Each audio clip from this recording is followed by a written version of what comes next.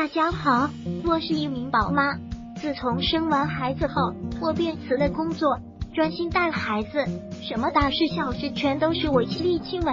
虽然初为人母，没有任何经验，但让我骄傲的一件事情，宝宝的身体非常棒。就像前段时间，全国大范围下雪，很多宝宝都出现了流鼻涕、咳嗽、发烧等症状，我家宝宝丝毫都没受到影响。这全都是因平常在孩子健康上面非常注意。就比如说宝宝咳嗽，我一般都不会给他们吃药打针，全都是用一些食疗方给调理好的，不仅对孩子身体没什么伤害，还能增强宝宝的身体体质。平常呢，我也会将这些有用的经验给记下来，以便下次使用。今天呢，我就先给大家分享一个止咳效果非常不错的小方给大家，希望能帮助到更多的小朋友们。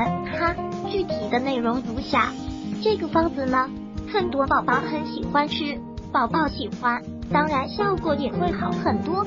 如果喜欢本视频，请分享并订阅本频道，